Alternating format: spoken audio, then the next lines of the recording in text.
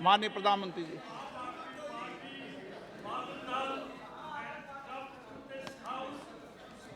आदरणीय अध्यक्ष जी, सबसे पहले बजट पे मैं राष्ट्रपति जी के अभिभाषण पर धन्यवाद करता हूं और ये मेरा सौभाग्य रहा है कि मुझे पहले भी कई बार राष्ट्रपति जी के अभिभाषण पर धन्यवाद करने का अवसर मिला है।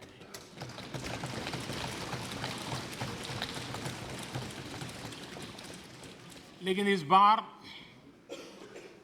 मैं धन्यवाद के साथ साथ राष्ट्रपति महोदया जी का अभिनंदन भी करना चाहता हूं।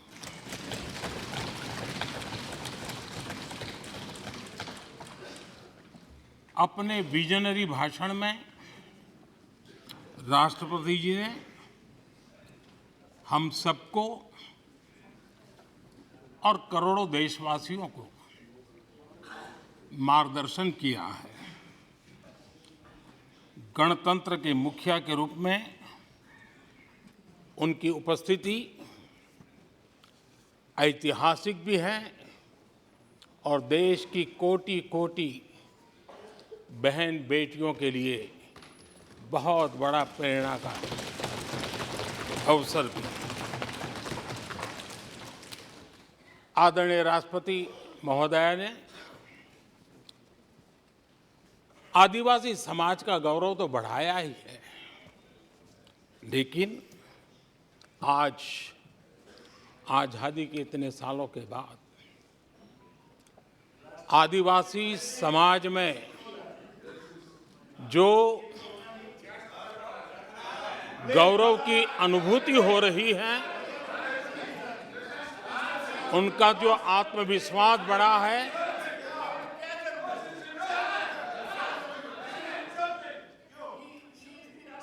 और इसके लिए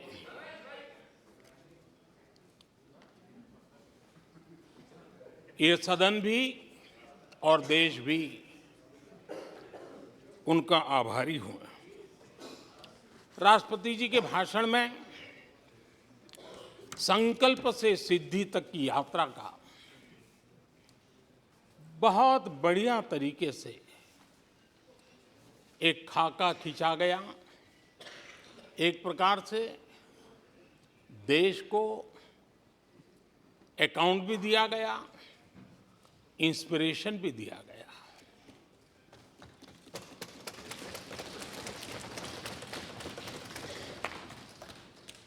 आदरणीय अध्यक्ष जी, यहाँ पर सभी माननीय सदस्यों ने इस चर्चा में हिस्सा लिया। हर किसी ने अपने अपने आंकड़े दिए, अपने अपने तर्क दिए और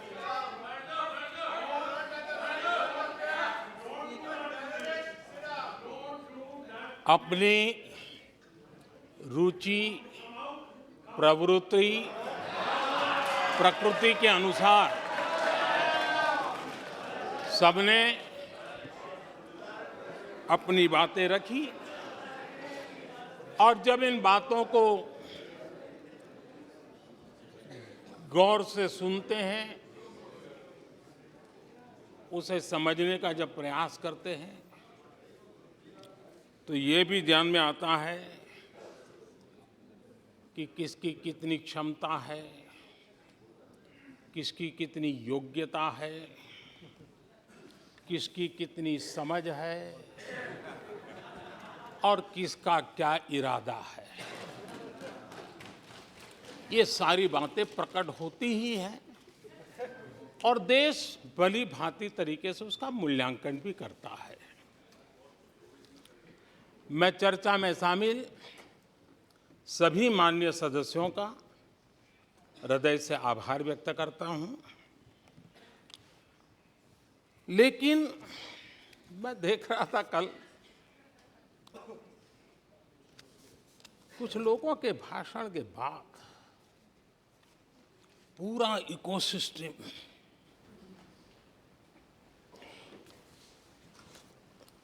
समर्थक उछल रहे थे और खुश होकर के कहने लगे, ये हुई है। सदस्य, मैं अंतिम बार बोल रहा हूँ, आप सीट पर बैठे बैठे नहीं बोले, आप वरिष्ठ सदस्य हैं और कोई शब्दों को नहीं, गलत। आप चुप रहिए। नो नो,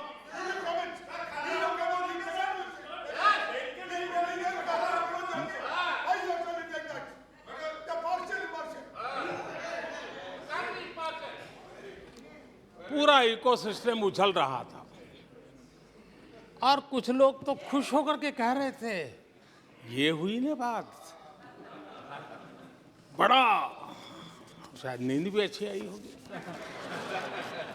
शायद आज उठ भी नहीं पाए होंगे।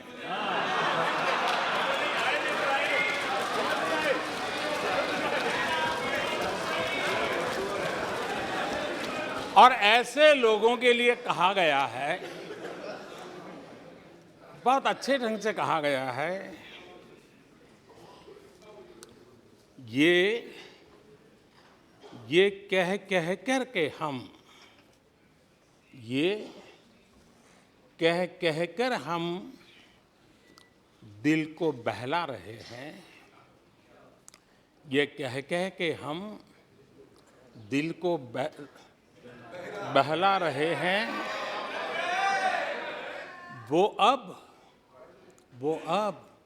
चल चुके हैं, वो अब चल चुके हैं, वो अब आ रहे हैं। माननीय अध्यक्ष जी, जब राष्ट्रपति जी का भाषण हो रहा था, कुछ लोग कन्नी भी काट गए और एक बड़े नेता महामहिम राष्ट्रपति जी का अपमान भी कर चुके हैं। जनजातीय समुदाय के प्रति, जनजातीय समुदाय के प्रति प्लीज प्लीज प्लीज, आपको नफरत भी दिखाई दी है, प्लीज। और हमारे जनजातीय समाज के प्रति उनकी सोच क्या है। देखिए, सदन सदन के तरीके से चलेगा। आप लोग बोले थे, सबने सुना था, कोई डिस्टर्बेंस नहीं हो। नो, गलत। लेकिन जब इस प्रकार की बातें टीवी के सामने कही गई, तो भीतर पड़ा हुआ जो नफरत का भाव था, जो सच, वो बाहर आके ही रह गया। ये खुशी है। ठीक है, बाद में चिट्ठी लिख करके बचने की कोशिश तो की गई है। माननीय अध्यक्ष जी, जब राष्ट्रपति जी के भाषण पे चर्चा मैं सुन रहा था, तो मुझे लगा कि बहुत सी बातों को मौन रह कर भी स्वीकार किया गया है। यानी एक प्रकार से सबके भाषण में सुनता था, तब लगा कि राष्ट्रपति जी के भाषण के प्रति किसी को इतराज नहीं है, किसी ने उसकी आलोचना नहीं की। भाषण की हर बात, अब देखिए क्या कहा है राष्ट्रपति जी ने, मैं उन्हीं के शब्द कोट करता हूं। राष्ट्रपति जी ने अपने भाषण में कहा था, जो भारत कभी अपनी अधिकांश समस्याओं के समाधान के लिए दूसरों पर निर्भर था, वही आज दुनिया की समस्याओं के समाधान का माध्यम बन रहा है। राष्ट्रपति जी ने यह भी कहा था, जिन मूल सुविधाओं के लिए देश की एक बड़ी आबादी ने दशकों तक इंतजार किया, वे इन वर्षों में उसे मिली है। बड़े बड़े घोटालों, सरकारी योजनाओं में भ्रष्टाचार की जिन समस्याओं से देश मुक्ति चाहता था, वह मुक्ति अब देश को मिल रही है। पॉलिसी पैरालिसिस की चर्चा से बाहर आकर आज देश और देश की पहचान तेज विकास और दूरगामी दृष्टि से लिए गए फैसलों के लिए हो रही है। ये पैराग्राफ जो मैं पढ़ रहा हूं, वो राष्ट्रपति जी के भाषण के पैराग्राफ को मैं कोट कर रहा हूं। और मुझे आशंका थी कि ऐसी बातों पर यहां जरूर इतराज करने वाले तो कुछ लोग निकलेंगे, वो विरोध करेंगे कि ऐसा कैसे बोल सकते हैं राष्ट्रपति। लेकिन मुझे खुशी है किसी ने विरोध नहीं किया, सबने स्वीकार किया, सबने स्वीकार किया। और माननीय अध्यक्ष जी, मैं 140 करोड़ देशवासियों का आभारी हूं कि सबके प्रयास के परिणाम आज इन सारी बातों को पूरे सदन में स्वीकृति मिली है। इससे बड़ा गौरव का विषय क्या हो सकता है। आदरणीय अध्यक्ष जी, सदन में हंसी मजाक, टीका टिप्पणी, नोक-झोंक, ये तो होता रहता है। लेकिन ये नहीं भूलना चाहिए कि आज राष्ट्र के रूप में गौरवपूर्ण अवसर हमारे सामने खड़े हैं। गौरव के क्षण हम जी रहे हैं। राष्ट्रपति जी के पूरे भाषण में जो बातें हैं, वो 140 करोड़ देशवासियों के सेलिब्रेशन का अवसर है। देश ने सेलिब्रेट किया है। माननीय अध्यक्ष जी, 100 साल में आई हुई ये भयंकर बीमारी, महामारी, दूसरी तरफ युद्ध की स्थिति, बटा हुआ विश्व, इस स्थिति में भी, इस संकट के माहौल में भी देश को जिस प्रकार से संभाला गया है, देश जिस प्रकार से संभला है, इससे पूरा देश आत्मविश्वास से भर रहा है, गौरव से भर रहा है। आदरणीय अध्यक्ष जी, चुनौतियों के बिना जीवन नहीं होता है। चुनौतियां तो आती हैं, लेकिन चुनौतियों से ज्यादा सामर्थ्यवान है 140 करोड़ देशवासियों का जज्बा। 140 करोड़ देशवासियों का सामर्थ्य चुनौतियों से भी ज्यादा मजबूत है, बड़ा है और सामर्थ्य से भरा हुआ है। इतनी बड़ी भयंकर महामारी, बटा हुआ विश्व, युद्ध के कारण हो रहे विनाश, अनेकों देशों में अस्थिरता का माहौल है। कई देशों में भीषण महंगाई है, बेरोजगारी, खाने पीने का संकट, और हमारे अड़ोस पड़ोस में भी जिस प्रकार से हालत बने हुई है, ऐसी स्थिति में माननीय अध्यक्ष जी, कौन हिंदुस्तानी इस बात पे गर्व नहीं करेगा कि ऐसे समय में भी देश दुनिया की 5वीं बड़ी अर्थव्यवस्था बना।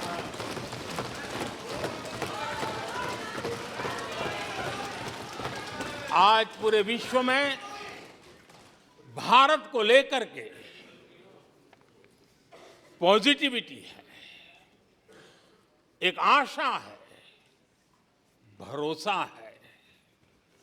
और माननीय अध्यक्ष जी, ये भी खुशी की बात है कि आज भारत को विश्व के समृद्ध देश ऐसे G20 समूह की अध्यक्षता का अवसर भी मिला। ये देश के लिए गर्व की बात है। ये देश के लिए गर्व की बात है। 140 करोड़ देशवासियों के लिए गौरव की बात है। लेकिन मुझे लगता है, पहले मुझे नहीं लगता था, लेकिन अभी लग रहा है शायद इससे भी कुछ लोगों को दुख हो रहा है। 140 करोड़ देशवासियों में किसी को दुख नहीं हो सकता है।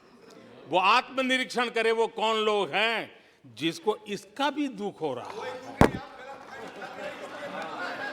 माननीय अध्यक्ष जी,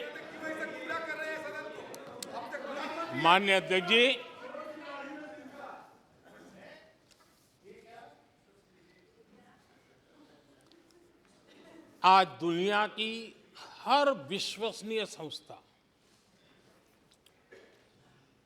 सारे एक्सपर्ट्स जो वैश्विक प्रवाहों को बहुत गहराई से अध्ययन करते हैं, जो भविष्य का अच्छे से अनुमान भी लगा सकते हैं, उन सबको आज भारत के प्रति बहुत आशा है, विश्वास है और बहुत एक मात्रा में उमंग भी है। और आखिर ये सब क्यों? ऐसे ही तो नहीं है। आज पूरी दुनिया भारत की तरफ इस प्रकार से बड़ी आशा की नजरों से क्यों देख रही है? इसके पीछे कारण है। इसका उत्तर छिपा है भारत में आई स्थिरता में, भारत की वैश्विक साख में, भारत के बढ़ते सामर्थ्य में और भारत में बन रही नई संभावनाओं में। माननीय अध्यक्ष जी, हमारी रोजमर्रा की जिंदगी में जो बातें हो रही है, उसी को मैं अगर शब्दबद्ध करूं और कुछ बातें उदाहरण से समझाने की कोशिश करूं। अब आप देखिए, भारत में एक 2-3 दशक अस्थिरता के रहे।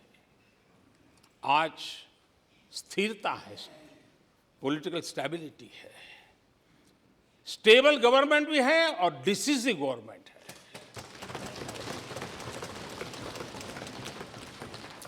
और उसका भरोसा स्वाभाविक होता है। एक निर्णायक सरकार, एक पूर्ण बहुमत से चलने वाली सरकार, वो राष्ट्रहित में फैसले लेने का सामर्थ्य रखती है। और ये वो सरकार है, रिफॉर्म आउट ऑफ कंपल्सन नहीं, रिफॉर्म आउट ऑफ कन्विक्शन हो रहे हैं। और हम इस मार्ग पर हटने वाले नहीं हैं, हम चलते रहेंगे। देश को समय की मांग के अनुसार जो चाहिए वो देते रहेंगे। माननीय अध्यक्ष जी, एक और उदाहरण की तरफ मैं जाना चाहूंगा। इस कोरोना काल में मेड इन इंडिया वैक्सीन तैयार हुई। भारत ने दुनिया का सबसे बड़ा वैक्सीनेशन अभियान चलाया। और इतना ही नहीं, अपने करोड़ों नागरिकों को मुफ्त वैक्सीन के टीके लगाए।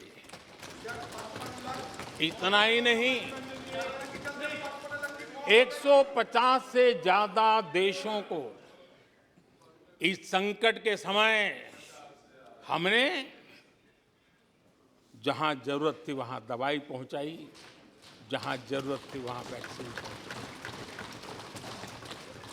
और आज विश्व के कई देश हैं जो भारत के विषय में इस बात पर बड़े गौरव से विश्व के मंच पर धन्यवाद करते हैं, भारत का गौरवगान करते हैं।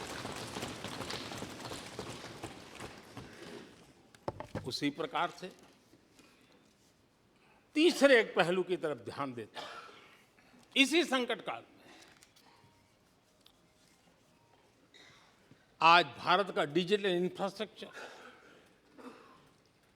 जिस तेजी से डिजिटल इंफ्रास्ट्रक्चर ने अपनी ताकत दिखाई है, एक आधुनिकता की तरफ बदलाव किया है, पूरा विश्व इसका अध्ययन कर रहा है। मैं पिछले दिनों G20 समिट में बाली में था। डिजिटल इंडिया की चारों तरफ वाहवाही हो रही थी और बहुत क्यूरियोसिटी थी कि देश कैसे कर रहा है।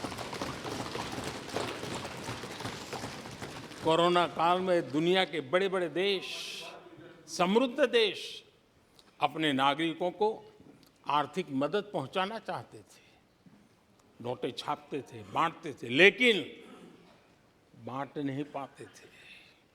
ये देश हैं जो एक फ्रिक्शन ऑफ सेकंड में लाखों करोड़ों रुपए देशवासियों के खाते में जमा करवा देता है।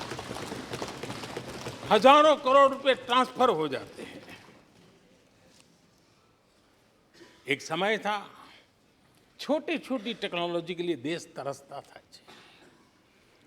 आज देश में बहुत बड़ा फर्क महसूस हो रहा है।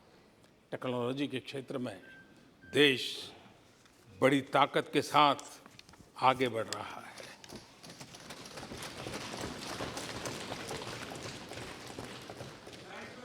कोविन, दुनिया के लोग अपने वैक्सीनेशन का सर्टिफिकेट भी दे नहीं पाते जी।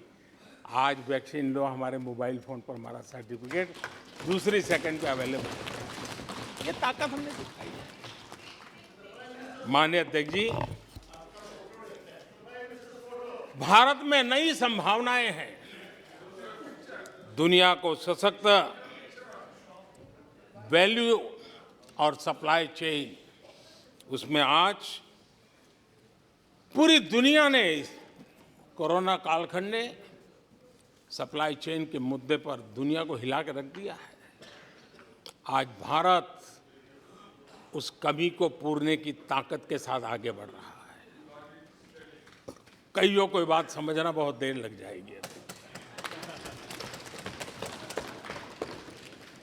भारत आज इसी दिशा में एक मैन्युफैक्चरिंग हब के रूप में उभर रहा है और दुनिया भारत की समृद्धि में अपनी समृद्धि देख रही है। माननीय अध्यक्ष जी, निराशा में डूबे हुए कुछ लोग इस देश की प्रगति को स्वीकार ही नहीं कर पा रहे हैं। उन्हें भारत के लोगों की उपलब्धियां नहीं दिखती है। अरे 140 करोड़ देशवासियों के पुरुषार्थ और प्रयास का परिणाम है, जिसके कारण आज दुनिया में डंका बजना शुरू हुआ है। उन्हें भारत के लोगों के पुरुषार्थ और परिश्रम से प्राप्त उपलब्धियां उनको नजर नहीं आ रही हैं। माननीय अध्यक्ष जी, पिछले 9 वर्ष में भारत में 90,000 स्टार्टअप्स, और आज स्टार्टअप की दुनिया में हम दुनिया में तीसरे नंबर पर पहुंच चुके हैं। एक बहुत बड़ा स्टार्टअप इकोसिस्टम आज देश के टायर 2, टायर 3 सिटीज में भी पहुंच चुका है। हिंदुस्तान के हर कोने में पहुंचा है। भारत के युवा सामर्थ्य की पहचान बनता जा रहा है। माननीय अध्यक्ष जी, इतने कम समय में और कोरोना के विकट कालखंड में 108 यूनिकॉर्न बने हैं। और एक यूनिकॉर्न का मतलब होता है उसकी वैल्यू 6-7 हजार करोड़ से ज्यादा होती है।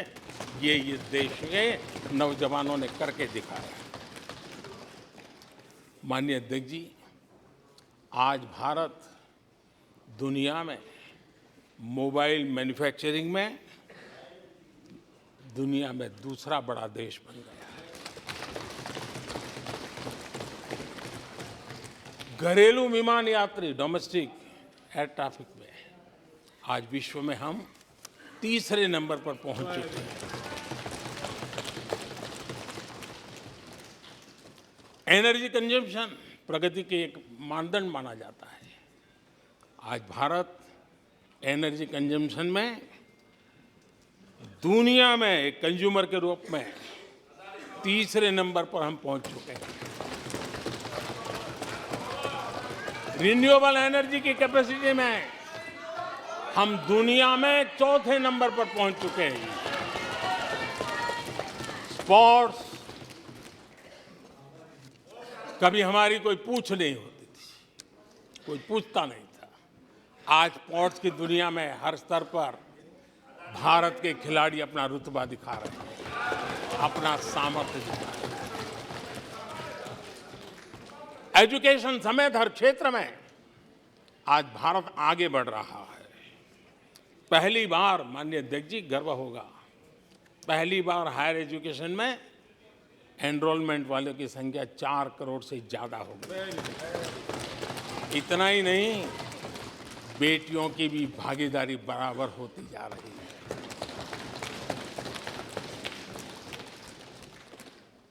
देश में इंजीनियरिंग हो, मेडिकल कॉलेज हो, प्रोफेशनल कॉलेजेस हो, उसकी संख्या बहुत तेजी से बढ़ रही है। स्पोर्ट्स के अंदर भारत का परचम, ओलंपिक हो, कॉमनवेल्थ हो, हर जगह पे हमारे बेटे, हमारी बेटियों ने शानदार प्रदर्शन किया है। माननीय अध्यक्ष जी, किसी भी भारतीय को ऐसी अनेक बातें मैं गिना सकता हूं। राष्ट्रपति जी ने अपने भाषण में कई बातें कही हैं। देश में हर स्तर पर, हर क्षेत्र में, हर सोच में आशा ही आशा नजर आ रही है।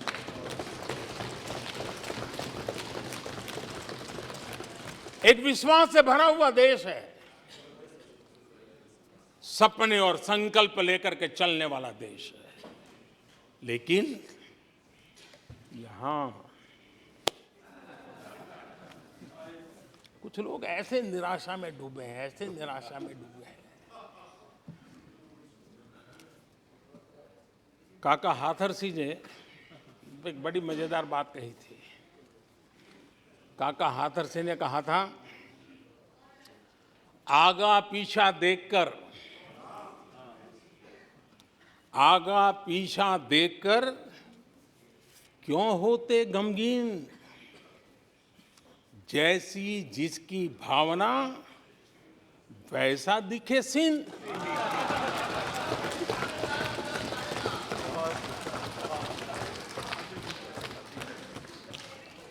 आदरणीय अध्यक्ष जी, आखिर ये निराशा भी ऐसे नहीं आई है। इसके पीछे कारण है। एक तो जनता का हुक्म, बार बार हुक्म, लेकिन साथ साथ इस निराशा के पीछे जो अंतर मन में पड़ी हुई चीज है, जो चैन से सोने नहीं देती है, और क्या है? पिछले 10 साल में 2014 के पहले 2004 से 14 भारत की अर्थव्यवस्था खस्ता हाल हो गई। निराशा नहीं होगी तो क्या होगा? 10 साल में महंगाई डबल डिजिट रही, और इसलिए कुछ अगर अच्छा होता है तो निराशा और उभर करके आती है। और जिन्होंने बेरोजगारी दूर करने के वादे किए थे,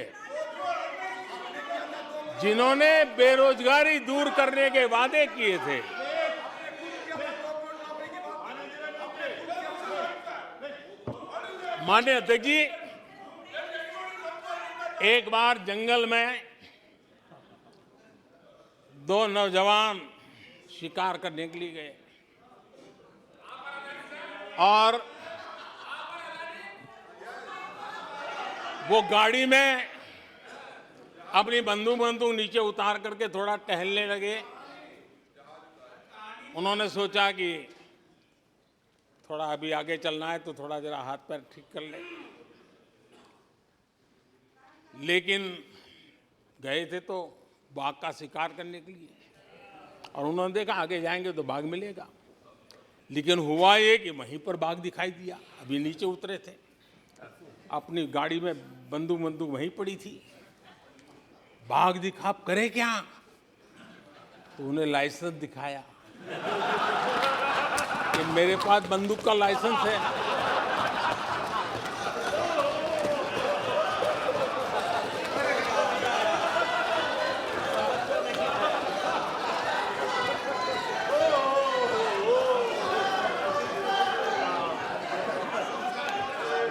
इन्होंने भी बेरोजगारी दूर करने के नाम पर एक कानून दिखाया, वो कानून बना दिया है। अरे देखो, कानून बना दिया है। ये इनके तरीके से पल्ला झाड़ दिया।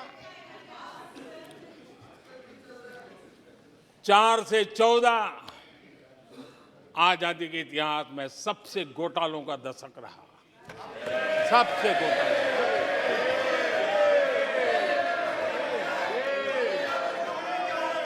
वही 10 साल, यूपीए के वो 10 साल, कश्मीर से कन्याकुमारी, कश्मीर से कन्याकुमारी,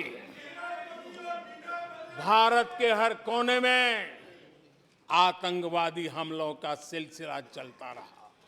10 साल हर नागरिक असुरक्षित था। चारों तरफ यही सूचना रहती थी कि कोई अनजानी चीज को हाथ मत लगाना, अनजानी चीज से दूर रहना, वही खबरें रहती थी। 10 साल में जम्मू कश्मीर से लेकर नॉर्थ ईस्ट तक हिंसा ही हिंसा देश का शिकार हो गया था। उस 10 साल में भारत की आवाज ग्लोबल प्लेटफॉर्म पर इतनी कमजोर थी कि दुनिया सुनने तक तैयार नहीं। आदरणीय अध्यक्ष जी, इनकी निराशा का कारण यह भी है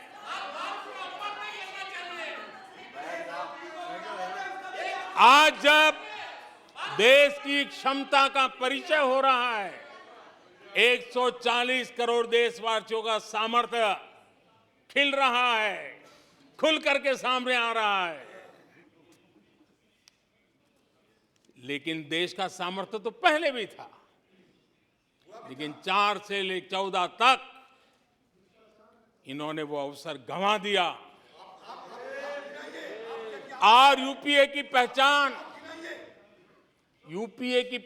बन गई, हर मौके को मुसीबत में पलट दिया, हर मौके को मुसीबत में पलट दिया।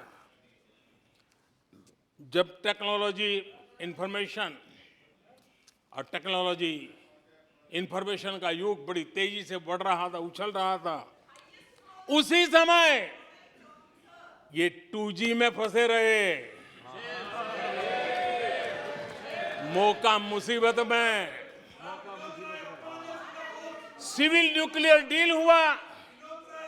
जब सिविल न्यूक्लियर डील की चर्चा थी, तब ये कैश फॉर वॉट में फंसे रहे। ये खेल चले। आदरणीय अध्यक्ष जी, 2010 में कॉमनवेल्थ गेम्स हुए। भारत को दुनिया के सामने, भारत की युवा सामर्थ्य को प्रस्तुत करना एक बहुत बड़ा अवसर था, लेकिन फिर मौका मुसीबत में और CWG घोटाले में पूरा देश दुनिया में बदनाम हो गया। आदरणीय अध्यक्ष जी, आदरणीय अध्यक्ष जी, सदी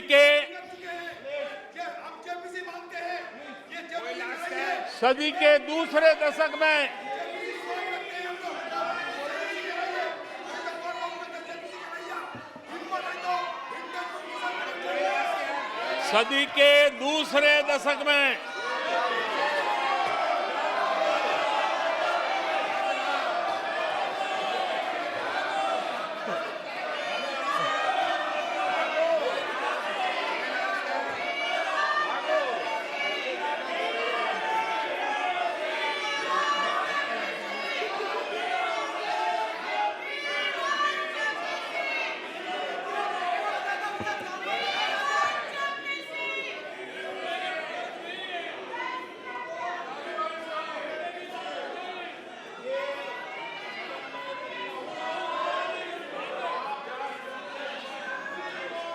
उचित नहीं है, ये संसदीय परंपराओं के अनुरूप नहीं है।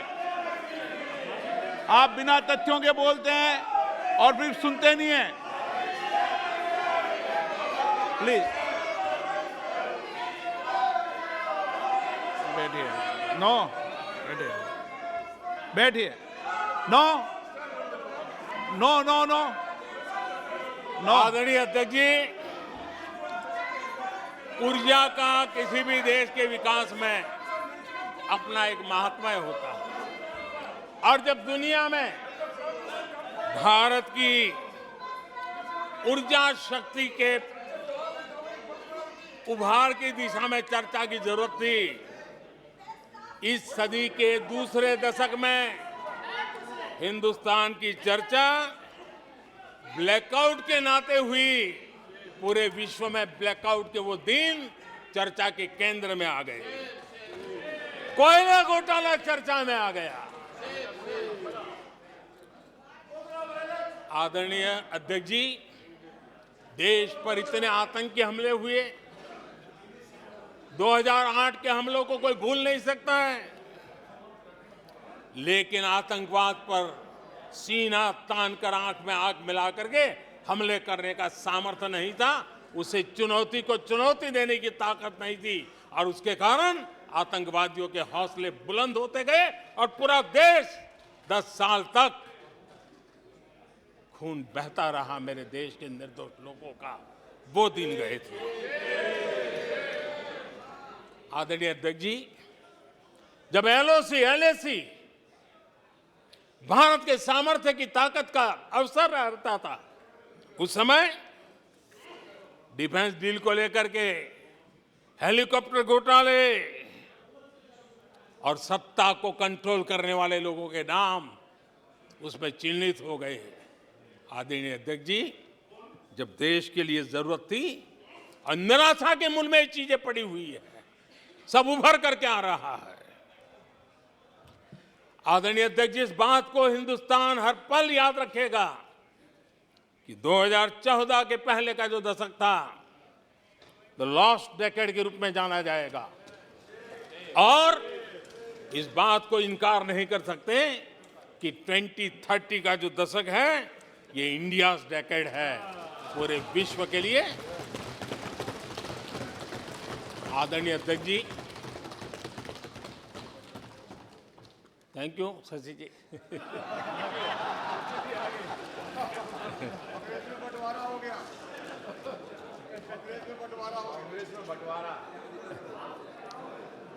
आदरणीय अध्यक्ष जी,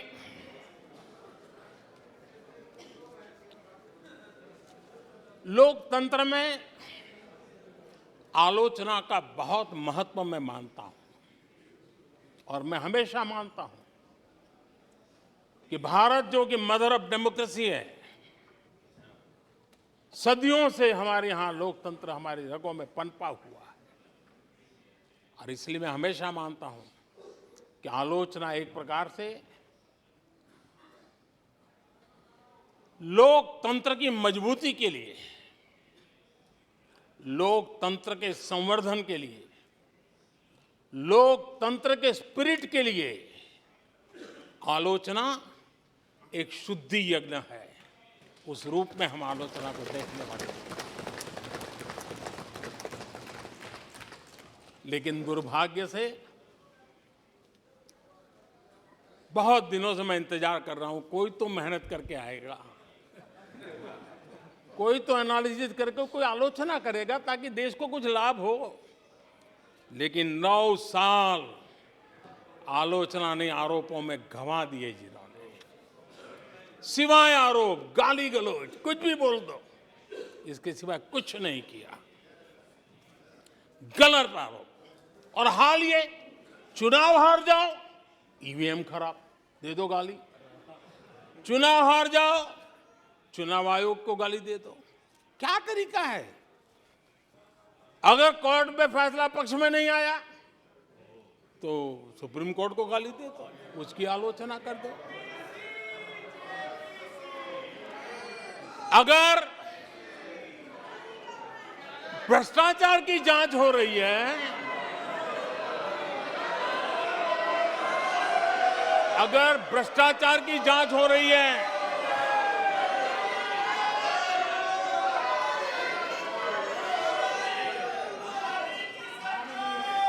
माननीय अध्यक्ष जी, अगर भ्रष्टाचार की जांच हो रही है तो जांच एजेंसियों को गाली दो। अगर सेना पराक्रम करे, सेना अपना शौर्य दिखाए और वो नैरेटिव देश के जन जन के अंदर एक नया विश्वास पैदा करे, तो सेना की आलोचना करो, सेना को गाली दो, सेना पर आरोप करो। कभी आर्थिक देश की प्रगति की खबरें आए, आर्थिक प्रगति की चर्चा हो, विश्व के सारे संस्थान भारत के आर्थिक गौरवगान करे, तो यहां से निकलो, आरबीआई को गाली दो, भारत के आर्थिक संस्थानों को गाली दो। आदरणीय अध्यक्ष जी, हमने 9 साल देखा है, माननीय कंस्ट्रक्टिव क्रिटिसिज्म की जगह, माननीय आप सदन के नेता हैं, आप माननीय सदस्यों को समझा दें, लोकतंत्र के लिए जिसकी ये आवश्यकता है, संसदीय परंपरा के अनुरूप नहीं है कि बैठे बैठे बोलें। नो, गलत, नो, नो, आपने भी बोला है, गलत तरीका है ये। नो, बैठ जाइए, गलत तरीका है। ना ना, जब सदन के नेता बोल रहे हैं तो आपको मर्यादा से सुनना चाहिए। प्लीज बैठिए। माननीय प्रधानमंत्री जी। माननीय अध्यक्ष जी, पिछले 9 साल हमने देखा है कुछ लोगों की बैंक्रप्सी को देखा है कि कंस्ट्रक्टिव क्रिटिसिज्म की जगह कंपल्सिव क्रिटिक्स ने ले ली है, और ये कंपल्सिव क्रिटिक्स इसी में डूबे हुए हैं, खोए हुए हैं। माननीय अध्यक्ष जी, सदन में भ्रष्टाचार की जांच करने वाली एजेंसियों के बारे में बहुत कुछ कहा गया,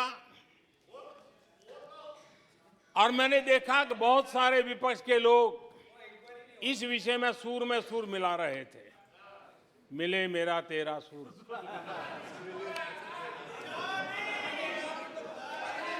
आदरणीय अध्यक्ष जी, मुझे लगता था देश की जनता, देश के चुनाव के नतीजे ऐसे लोगों को जरूर एक मंच पर लाएंगे, लेकिन वो तो हुआ नहीं। लेकिन इन लोगों ने ईडी का धन्यवाद करना चाहिए कि ईडी के कारण ये लोग एक मंच पे आए हैं। ईडी ने एक लोगों को एक मंच पर ला दिया है।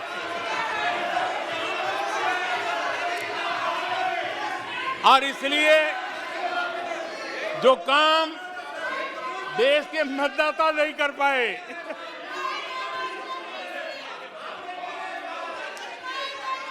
आदरणीय अध्यक्ष जी,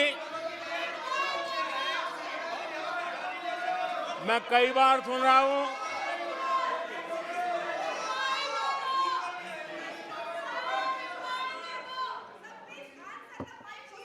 माननीय अध्यक्ष जी, मैं कई बार सुन रहा हूं यहां कुछ लोगों को हार्वर्ड स्टडी का बड़ा क्रेज है। हार्वर्ड स्टडी है, बड़ा क्रेज है। कोरोना काल में ऐसा ही कहा गया था और कांग्रेस ने कहा था कि भारत की बर्बादी पर हार्वर्ड में केस स्टडी होगी, ऐसा कहा था।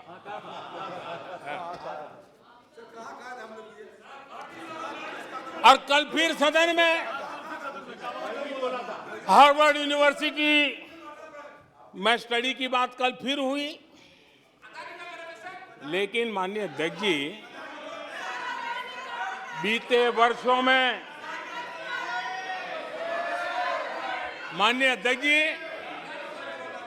बीते वर्षों में हार्वर्ड में एक बहुत बढ़िया स्टडी हुई है, बहुत इंपॉर्टेंट स्टडी हुई है। और उस स्टडी है, उसका टॉपिक क्या था मैं जरूर सदन को बताना चाहूंगा। और ये स्टडी हो चुकी है। स्टडी है the rise and decline of India's Congress party. ये स्टडी हो चुका है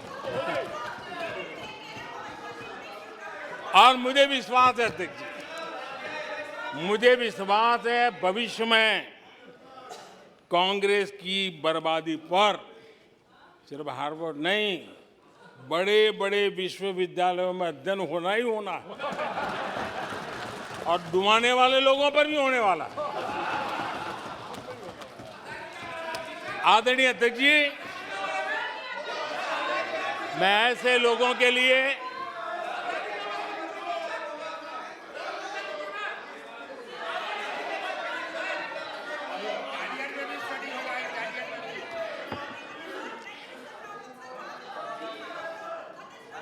आदरणीय अध्यक्ष जी, इस प्रकार के लोगों के लिए दुष्यंत कुमार ने बहुत बढ़िया बात कही है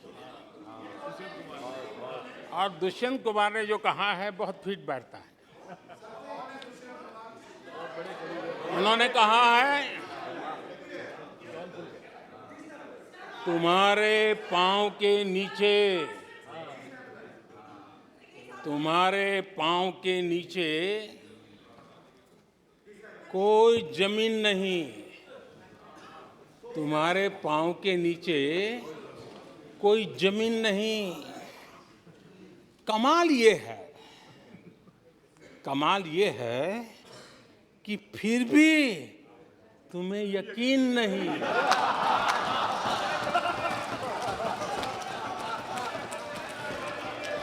माननीय अध्यक्ष जी,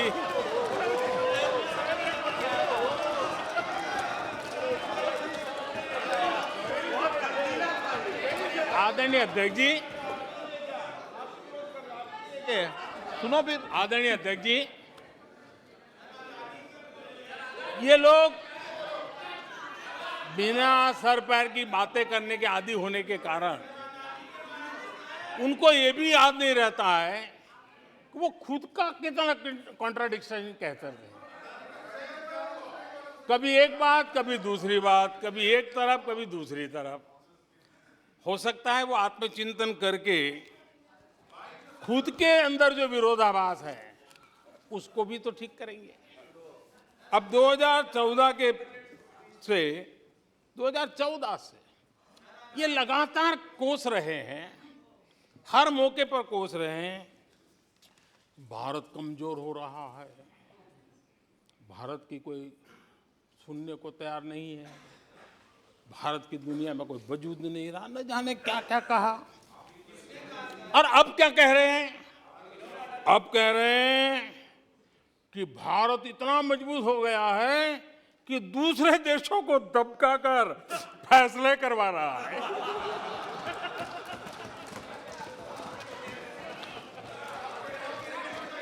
अरे पहले ये तो तय करो भाई कि भारत कमजोर हुआ है कि मजबूत हुआ है? माननीय अध्यक्ष जी,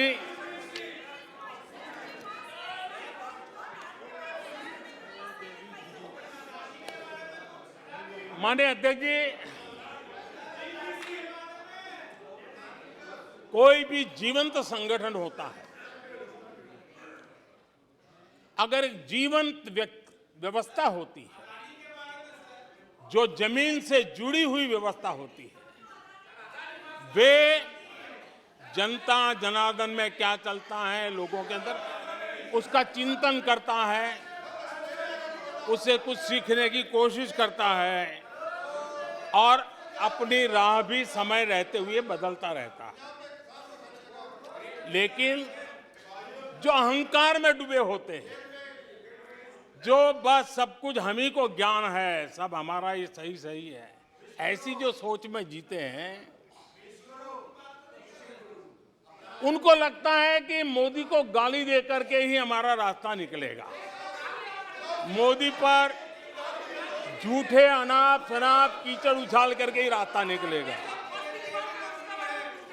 अब 22 साल बीत गए, वो गलतफहमी पाल करके बैठे हुए हैं।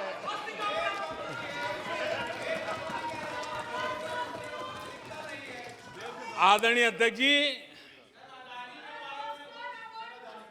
मोदी पे भरोसा अखबार की सुर्खियों से पैदा नहीं हुआ है।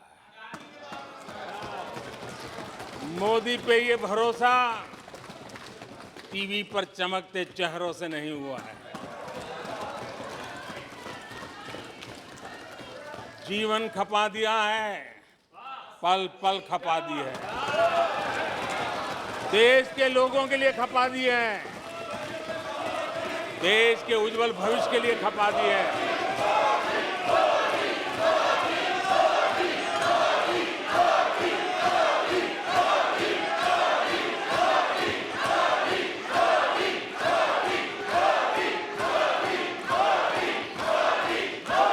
आदरणीय अध्यक्ष जी, आदरणीय अध्यक्ष जी,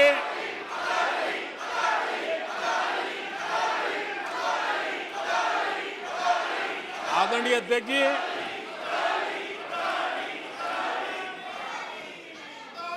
जो देशवासियों का मोदी पर भरोसा है, ये इनकी समझ के दायरे से बाहर है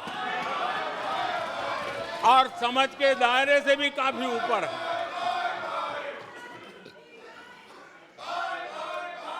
क्या ये झूठे आरोप लगाने वालों पर मुफ्त राशन प्राप्त करने वाले मेरे देश के 80 करोड़ देशवासी क्या कभी उन पर भरोसा करेंगे क्या? आदरणीय अध्यक्ष जी, one nation one ration card देश भर में कहीं पर भी गरीब से गरीब को भी जब राशन मिल जाता है, वो आपकी झूठी बातों पर, आपके गलत गलीच आरोपों पर कैसे भरोसा करेगा? आदरणीय अध्यक्ष जी, जिस किसान के खाते में साल में 3 बार पीएम किसान सम्मान निधि के 11 करोड़ किसानों के खाते में पैसा जमा होते हैं, वो आपकी गालियां, आपके झूठे आरोपों पर विश्वास कैसा करेगा? आदरणीय अध्यक्ष जी, जो कल फुटपाथ पर जिंदगी जीने के लिए मजबूर था, जो झुग्गी झोपड़ी में जिंदगी बसर करता था, ऐसे 3 करोड़ से ज्यादा लोगों को पक्के घर मिले हैं। उनको तुम्हारी ये गालियां, ये तुम्हारे झूठी बातें क्यों वो भरोसा करेगा? अध्यक्ष जी, आदरणीय अध्यक्ष जी, 9 करोड़ लोगों को मुफ्त गैस का कनेक्शन मिला है, वो आपकी झूठ को कैसे स्वीकार करेगा? 11 करोड़ बहनों को इज्जत घर मिला है, शौचालय मिला है, वो आपके झूठ को कैसे स्वीकार करेगा? आदरणीय अध्यक्ष जी, आजादी के 75 साल बीत गए। 8 करोड़ परिवारों को आज नल से जल मिला है। वो माताएं तुम्हारे झूठ को कैसे स्वीकार करेगी? तुम्हारी गलतियों को, गालियों को कैसे स्वीकार करेगी? आयुष्मान भारत योजना, आयुष्मान भारत योजना से 2 करोड़ परिवारों को मदद पहुंची है। जिंदगी बच गई है उनकी। मुसीबत के समय मोदी काम आया है। तुम्हारी गालियां को वो कैसे स्वीकार करेगा? कैसे स्वीकार करेगा? आदरणीय अध्यक्ष जी, आपकी गालियां, आपके आरोपों को इन कोटि कोटि, आदरणीय अध्यक्ष जी, आपकी गालियों को, आपके आरोपों को इन कोटि कोटि भारतीयों से होकर के गुजरना पड़ेगा, जिनको दशकों तक मुसीबतें में जिंदगी जीने के लिए तुमने मजबूर किया था। आदरणीय अध्यक्ष जी, कुछ लोग अपने लिए, अपने परिवार के लिए बहुत कुछ तबाह करने पर लगे हुए हैं। अपने लिए, अपने परिवार के लिए जी रहे हैं। मोदी तो 25 करोड़ देशवासियों के परिवार का सदस्य है।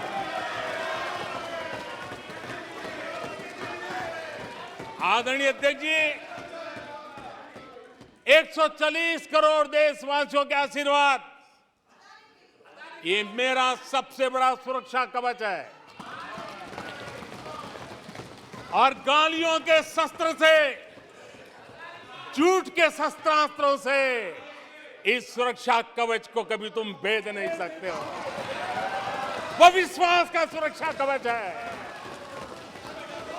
और इन शस्त्रों से तुम कभी भेद नहीं सकते हो। आदरणीय अध्यक्ष जी,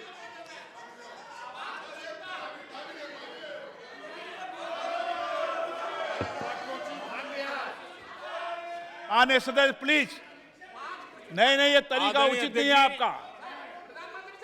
कोई तरीका उचित नहीं है। नो, इस तरीके से सदन नहीं चलेगा। मैं आपको बता देता हूं, नो, तरीका गलत है। बैठिए, बैठिए। क्या सदन है? संसद है? बैठकर टिप्पणी करते हैं। सदन के नेता बोलते हैं जब कुछ शांत रखा करो, मर्यादा रखा करो चीजों की।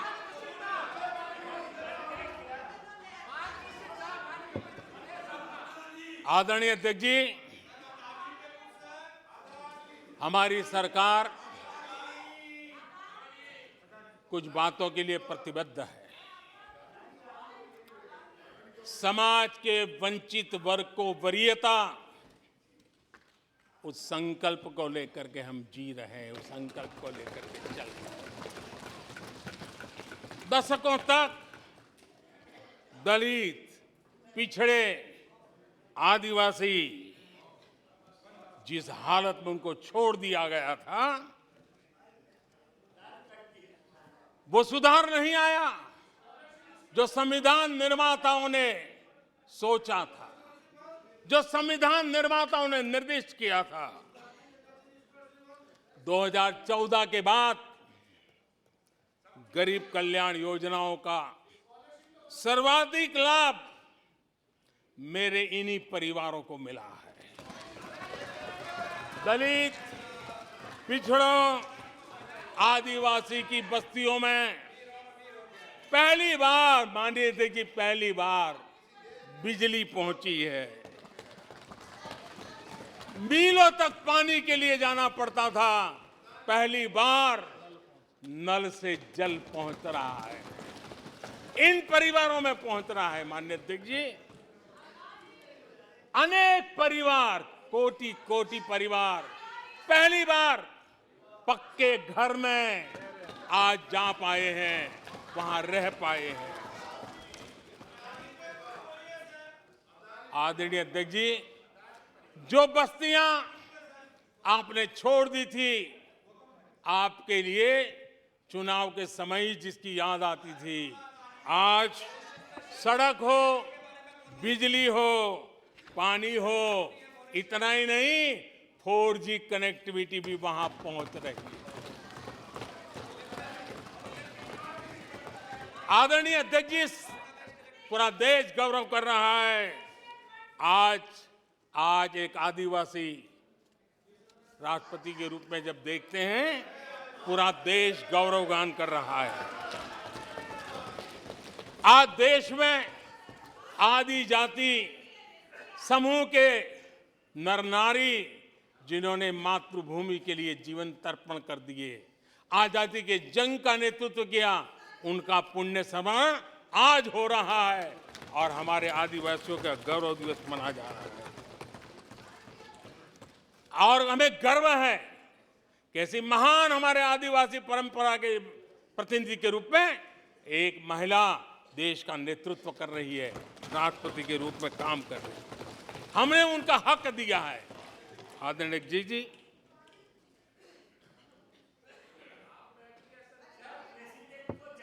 आदरणीय अध्यक्ष जी, हम पहली बार देख रहे हैं।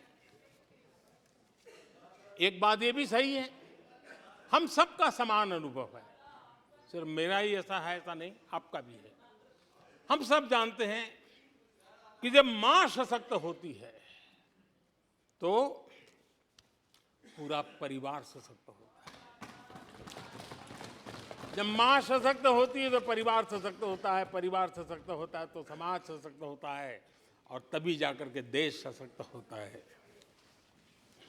और मुझे संतोष है कि माताएं, बहनों, बेटियों को सबसे ज्यादा सेवा करने का सौभाग्य हमारी सरकार को मिला है। हर छोटी मुसीबत को दूर करने का प्रामाणिक पूर्वक प्रयास किया है। बड़ी संवेदनशीलता के साथ उस पर हमने ध्यान केंद्रित किया है। आदरणीय अध्यक्ष जी, कभी कभी मजाक उड़ाया जा रहा है, ऐसा कैसा प्रधानमंत्री है, लाल किले पर से टॉयलेट की बातें करता है, बड़ी मजाक उड़ाई गई। आदरणीय अध्यक्ष जी, ये टॉयलेट, ये इज्जतगार, इन मेरी माताओं बहनों की क्षमता, उनकी सुविधा, उनका सुरक्षा का सम्मान करने वाली बात। इतना ही नहीं मानिए अध्यक्ष जी, जब मैं सैनिटरी पैड की बात करता हूं तो लोगों को लगता है अरे प्रधानमंत्री ऐसे विजय में क्यों जाते हैं। माननीय अध्यक्ष जी, सैनिटरी पैड्स के अभाव में गरीब बहन बेटियों के अपमान सहती थी, बीमारियों का शिकार हो जाती थी। माताओं बहनों को धुएं में दिन के कई घंटे बिताने पड़ते थे, उनका जीवन धुएं फंसा रहता था, उसे मुक्ति दिलाने का काम उन गरीब माताओं बहनों को करने का सौभाग्य हमें मिला है। जिंदगी खप जाती थी, आधा समय पानी के लिए, आधा समय केरोसिन की लाइन के अंदर खपे रहते थे। आज उससे मुक्ति देने का संतोष, उन माताओं बहनों को मुक्ति देने का संतोष।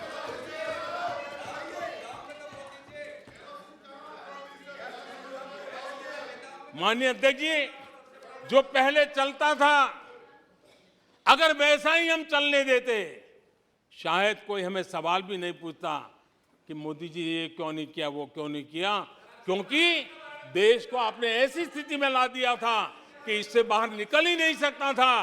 वैसी निराशा में देश को झोंक कर रखा हुआ था। हमने उज्ज्वला योजना से धुएं से मुक्ति दिलाई, जल जीवन से पानी दिया, बहनों के सशक्तिकरण के लिए काम किया। 9 करोड़ बहनों को सेल्फ हेल्प ग्रुप, स्वयं सहायता समूह से जोड़ना, माइनिंग से लेकर के डिफेंस तक, आज माताओं बहनों को, बेटियों को अवसर खोल दिए हैं। ये खोलने का काम हमारी सरकार ने किया है। आदरणीय अध्यक्ष जी, इस बात को हम याद करें, वोट बैंक की राजनीति ने देश के सामर्थ्य को कभी कभी बहुत बड़ा गहरा धक्का पहुंचाया है, और उसी का परिणाम है कि देश में जो होना चाहिए, जो समय पे होना चाहिए था, उसमें काफी देर हो गई। आप देखिए, मध्यम वर्ग लंबे समय तक मध्यम वर्ग को पूरी तरह नकार दिया गया, उसकी तरफ देखा तक नहीं गया। एक प्रकार से वो मान के चला कि हमारा कोई नहीं, अपने ही बलबूते पर जो हो सकता है करते चलो। वो अपनी पूरी शक्ति बेचारा खपा देता था। लेकिन हमारी सरकार, एनडीए सरकार ने मध्यम वर्ग की ईमानदारी को पहचाना है, उन्हें सुरक्षा प्रदान की है, और आज हमारा परिश्रमी मध्यम वर्ग देश को नई ऊंचाई पर ले जा रहा है। सरकार के विभिन्न योजनाओं से मध्यम वर्ग को कितना लाभ हुआ है, माननीय अध्यक्ष जी, मैं उदाहरण देता हूं। 2014 से पहले जीबी डेटा, क्योंकि आज युग बदल चुका है, ऑनलाइन दुनिया चल रही है, हर एक के हाथ में मोबाइल पड़ा हुआ है, कुछ लोगों के जेब फटे हुए हो तो भी मोबाइल तो होता ही है। आदरणीय अध्यक्ष जी, 2014 के पहले जीबी डेटा की कीमत 250 रुपया थी, आज सिर्फ 10 रुपया, आज सिर्फ 10 रुपया। आदरणीय अध्यक्ष जी, एवरेज हमारे देश में एक नागरिक एवरेज 20 जीबी का उपयोग करता है। अगर उस हिसाब को मैं लगाऊं तो एवरेज एक व्यक्ति का 5,000 रुपया बचता है। आदरणीय अध्यक्ष जी, 5,000 रुपया बचता है। आदरणीय अध्यक्ष जी, जन औषधि स्टोर आज पूरे देश में आकर्षण का कारण बने हैं, क्योंकि मध्यम वर्ग का परिवार, उसको अगर परिवार में सीनियर सिटीजन है, डायबिटीज जैसी बीमारी है, तो 1,000, 2,000, 2,500, 3,000 की दवाई हर महीना लेनी पड़ती है। जन औषधि केंद्र में जो दवाई बाजार में 100 रुपये में मिलती है, जन औषधि में 10 रुपये, 20 रुपये में मिलती है। आज 20,000 करोड़ रुपया मध्यम वर्ग का जन औषधि के कारण बचा है। माननीय अध्यक्ष जी, हर मध्यम वर्गीय परिवार की एक सपना रहता है खुद का घर बने, और अर्बन इलाके में होम लोन के लिए बड़ी व्यवस्था करने का काम हमने किया, और रेरा का कानून बनाने के कारण जो कभी इस प्रकार के तत्व मध्यम वर्ग की मेहनत की कमाई को सालों तक डुबो कर रख देते थे, उसमें से मुक्ति दिला करके उसको एक नया विश्वास देने का काम हमने किया, और उसके कारण खुद का घर बनाने की उसकी सहूलियत बढ़ गई है। आदरणीय अध्यक्ष जी, हर मध्यम वर्गीय परिवार को अपने बच्चों के भविष्य के लिए, उसके उच्च शिक्षा के लिए उसके मन में रहता है, मंसूबा रहता है। वो चाहता है आज जितनी मात्रा में मेडिकल कॉलेजेस हो, इंजीनियरिंग कॉलेज हो, प्रोफेशनल कॉलेजों की संख्या बढ़ाई गई है, सीटें बढ़ाई गई हैं, उसने मध्यम वर्ग के एस्पिरेशन को बहुत उत्तम तरीके से एड्रेस किया है। उसको विश्वास होने लगा है कि उनके बच्चों का उज्जवल भविष्य निर्धारित है। आदरणीय अध्यक्ष जी, देश को आगे बढ़ाना है तो भारत को आधुनिकता की तरफ गए बिना कोई चारा नहीं, और समय की मांग है कि अब समय नहीं गंवा सकते, और इसलिए हमने इंफ्रास्ट्रक्चर की तरफ बहुत बड़ा ध्यान दिया है। और ये भी माने स्वीकार रखा, भारत की एक जमाने में पहचान थी गुलामी के कालखंड के पहले, गुलामी के कालखंड के पहले ये देश आर्किटेक्चर के लिए, इंफ्रास्ट्रक्चर के लिए दुनिया में उसकी एक ताकत थी, पहचान थी। गुलामी के कालखंड में सारा नष्ट हो गया। देश आजाद होने के बाद वो दिन दोबारा में आएगा ऐसी आशा थी, लेकिन वो भी समय बीत गया। जो होना चाहिए था, जिस गति से होना चाहिए, जिस स्केल से होना चाहिए था, वो हम नहीं कर पाए। आज उसमें बहुत बड़ा बदलाव इस दशक में देखा जा रहा है। सड़क हो, समुद्री मार्ग हो, व्यापार हो, वाटरवेज हो, हर क्षेत्र में आज इंफ्रास्ट्रक्चर का कायाकल्प देख रहा है। हाईवे पर रिकॉर्ड निवेश हो रहा है माननीय अध्यक्ष जी। दुनिया भर में आज चौड़ी सड़कों की बात होती है, भारत में चौड़ी सड़कें, हाईवे, एक्सप्रेसवे आज देश की नई पीढ़ी देख रही है। भारत में वैश्विक स्तर के अच्छे हाईवे, एक्सप्रेस दिखे, इस दिशा में हमारा काम है। पहले रेलवे इंफ्रास्ट्रक्चर अंग्रेजों ने जो देकर के गए, उसी पर भी हम बैठे रहे, उसी को हमने अच्छा मान लिया, गाड़ी चलती थी। आदरणीय अध्यक्ष जी, वो समय था, आदरणीय अध्यक्ष जी, वो समय था जिस प्रकार से अंग्रेज जो छोड़ करके गए थे, उसी भाव में जीते रहे। और रेलवे की पहचान क्या बन गई थी? रेलवे यानी धक्का मुक्की, रेलवे यानी एक्सीडेंट, रेलवे यानी लेट लतीफ। यही यानी एक स्थिति थी, लेट लतीफ में एक कहावत बनी गई थी, रेलवे यानी लेट लतीफी। एक समय था हर महीने एक्सीडेंट होने वाली घटनाएं बार बार आती थी। एक समय था एक्सीडेंट एक किस्मत बन गई थी। लेकिन अब ट्रेनों के अंदर वंदे भारत की मांग, हर एमपी चिट्ठी लिखता है, मेरे यहां वंदे भारत चालू करो। आज रेलवे स्टेशनों का कायाकल्प हो रहा है, आज एयरपोर्ट का कायाकल्प हो रहा है। 70 साल में 70 एयरपोर्ट, 70 साल में 70 एयरपोर्ट, 9 साल में 70 एयरपोर्ट। देश में वाटरवेज भी बन रहा है। आज वाटरवेज पर ट्रांसपोर्टेशन हो रहा है। आदरणीय अध्यक्ष जी, देश आधुनिकता की तरफ बढ़े, इसके लिए आधुनिक इंफ्रास्ट्रक्चर को बल देते हुए, आदरणीय अध्यक्ष जी, मेरे जीवन में, सार्वजनिक जीवन में 4-5 दशक मुझे हो गए और मैं हिंदुस्तान के गांवों से गुजरा हुआ इंसान, 4-5 दशक तक उसमें से एक लंबा कालखंड परिव्राजक के रूप में बिताया है। हर स्तर के परिवारों से बैठने उठने का, बात करने का अवसर मिला है और इसलिए भारत के हर भूभाग को, समाज की हर भावना से परिचित हूं। और मैं इसके आधार पर कह सकता हूं और बड़े विश्वास से कह सकता हूं कि भारत का सामान्य मानवी पॉजिटिविटी से भरा हुआ है। सकारात्मकता उसके स्वभाव का, उसके संस्कार का हिस्सा है। भारतीय समाज नेगेटिविटी को सहन कर लेता है, स्वीकार नहीं करता। ये उसकी प्रकृति नहीं। भारतीय समुदाय का स्वभाव खुशमिजाज है, स्वप्नशील समाज है, सत्कर्म के रास्ते पर चलने वाला समाज है, सृजन कार्य से जुड़ा हुआ समाज है।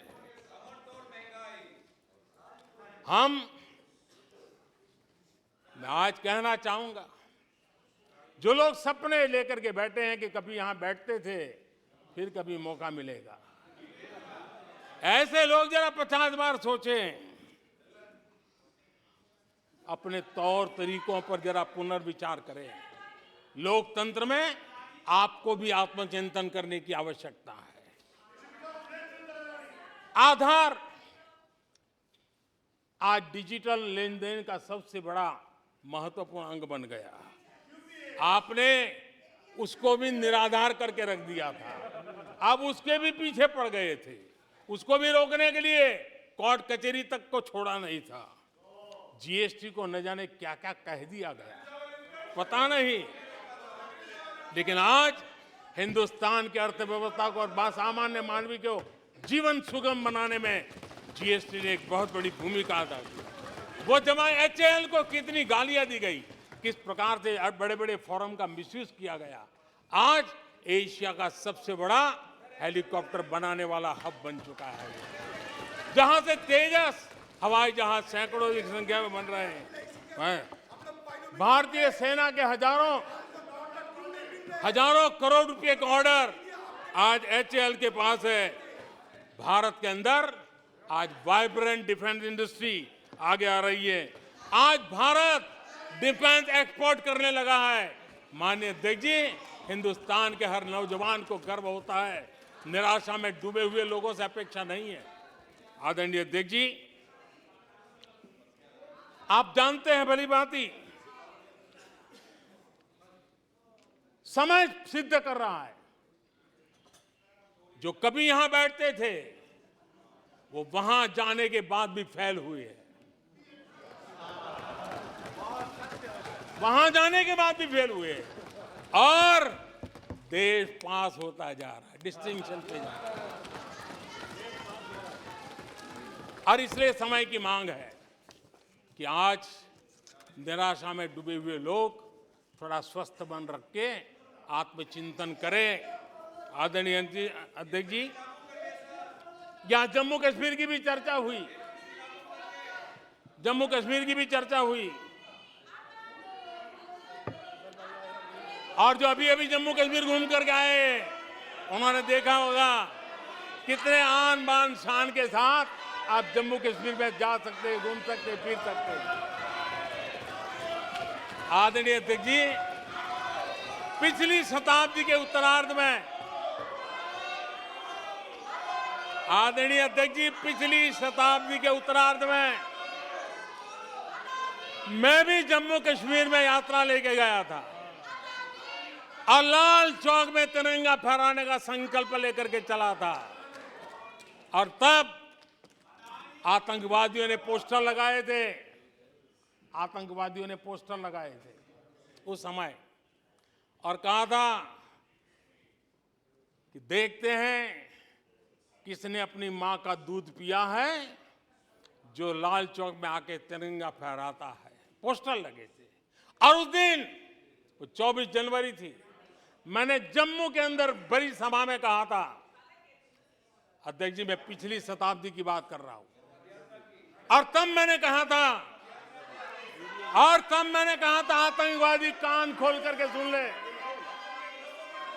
उस दिन मैंने कहा था आतंकवादी कान खोल करके सुन ले। 26 जनवरी को ठीक 11 बजे मैं लाल चौक पहुंचूंगा, बिना सिक्योरिटी आऊंगा, बुलेट प्रूफ जैकेट के बिना आऊंगा, और फैसला लाल चौक में होगा किसने अपनी मां का दूध पिया।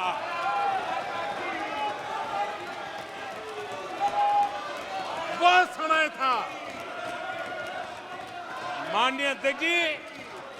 और जब श्रीनगर के लाल चौक में तिरंगा फहराया, उसके बाद मैंने मीडिया के लोग पूछने लगे, मैंने कहा था कि आमतौर पर तो 15 अगस्त और 26 जनवरी को जब भारत का तिरंगा लहराता है तो भारत के आयुध, भारत के बारूद सलामी देते हैं, आवाज करके देते हैं। मैंने कहा आज जब मैं लाल चौक के अंदर तिरंगा फहरा हूं, दुश्मन देश का बारूद भी सलामी कर रहा है, गोलियां चला रहा था, बंदूकें बम फोड़ रहा था। आदरणीय अध्यक्ष जी, आज जो शांति आई है, आज चैन से जा सकते हैं, सैकड़ों की तादाद में जा सकते हैं। ये माहौल और पर्यटन की दुनिया में कई दशकों के बाद सारे रिकॉर्ड जम्मू कश्मीर ने तोड़े हैं। आज जम्मू कश्मीर में लोकतंत्र का उत्सव मनाया जा रहा है। आदरणीय अध्यक्ष जी, आज जम्मू कश्मीर में हर घर तिरंगा का सफल कार्यक्रम होते हैं।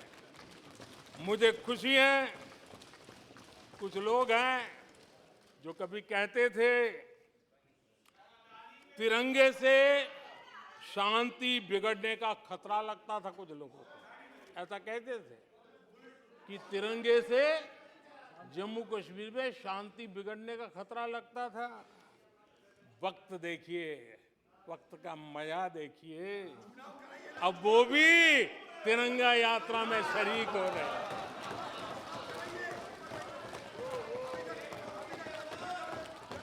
और आदरणीय अध्यक्ष जी, अखबारों में एक खबर आई थी जिसकी तरफ ध्यान नहीं गया होगा।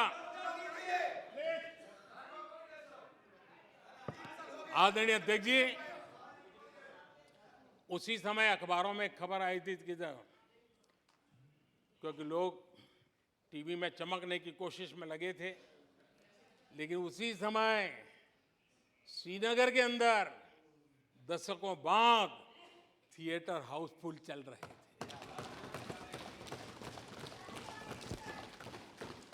और अलगाववादी दूर दूर तक नजर नहीं आते थे। अब ये भी देश ने देखा है। आदरणीय अध्यक्ष जी, अभी हमारे साथी आखिरी हमारे माननीय सदस्य नॉर्थ ईस्ट के लिए कह रहे थे। मैं कहूंगा जरा एक बार नॉर्थ ईस्ट हो आइए। आपके जमाने का नॉर्थ ईस्ट और आज के जमाने का नॉर्थ ईस्ट देखिए। आधुनिक चौड़े हाईवे हैं, रेल की सुख सुविधा वाली सफर है, आप आराम से हवाई जहाज से जा सकते हैं। नॉर्थ ईस्ट के हर कोने में आज बड़ी, और मैं गर्व के साथ कहता हूं, आजादी का 75 साल मना रहे हैं, तब मैं गर्व से कहता हूं 9 साल में करीब करीब 7500 7,500 7,500 जो हथियार के रास्ते पे चल पड़े थे, ऐसे लोगों ने सरेंडर किया और अलगाववादी प्रवृत्ति छोड़ करके मुख्य धारा में आने का काम किया है। आदरणीय अध्यक्ष जी, आज त्रिपुरा में लाखों परिवारों को पक्का घर मिला है, उसकी खुशी में मुझे शरीक होने का अवसर मिला। जब मैंने त्रिपुरा में हीरा योजना की बात कही थी, तब मैंने कहा था हाईवे, आईवे, रेलवे और एयरवे, ये हीरा का आज सफलतापूर्वक त्रिपुरा की धरती पर मजबूती नजर आ रही है। त्रिपुरा तेज गति से आज भारत की विकास यात्रा का भागीदार बना है। आदरणीय अध्यक्ष जी, मैं जानता हूं सच सुनने के लिए भी बहुत सामर्थ्य लगता है। आदरणीय अध्यक्ष जी, झूठे गंदे आरोपों को सुनने के लिए भी बहुत बड़ा धैर्य लगता है, और मैं इन सबका अभिनंदन करता हूं जिन्होंने धैर्य के साथ गंदी से गंदी बातें सुनने का ताकत दिखाई है। ये अभिनंदन के अधिकारी है। लेकिन जो सच सुनने का सामर्थ्य नहीं रखते हैं, वो कितनी निराशा की गर्त में डूब चुके होंगे, इसका देश आज सबूत देख रहा है। माननीय अध्यक्ष जी,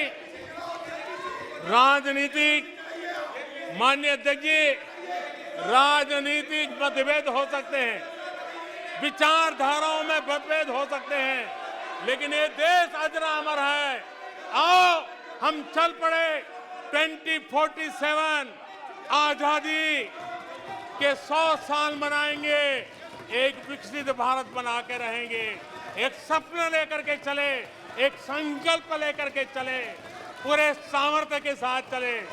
और जो लोग बार बार गांधी के नाम पर रोटी खिलाते हैं, उनको मैं कहना चाहता हूं, एक बार गांधी को पढ़ ले, एक बार महात्मा गांधी को पढ़े। महात्मा गांधी ने कहा था, अगर आप अपने कर्तव्यों को पालन करोगे तो दूसरे के अधिकारों की रक्षा उसमें निहित है। आज कर्तव्य और अधिकार के बीच में भी लड़ाई देख रहे हैं। ऐसी नासमझी शायद देश ने पहली बार देखी होगी। और इसलिए माननीय अध्यक्ष जी, मैं फिर एक बार आदरणीय राष्ट्रपति जी को अभिनंदन करता हूं, राष्ट्रपति जी का धन्यवाद करता हूं, और देश आज यहां से एक नए उमंग, नए विश्वास, नए संकल्प के साथ चल पड़ा है। बहुत बहुत धन्यवाद। धन्यवाद। प्रस्ताव पर सदस्यों के अनेक संशोधन प्रस्तुत प्रस्ताव किए गए।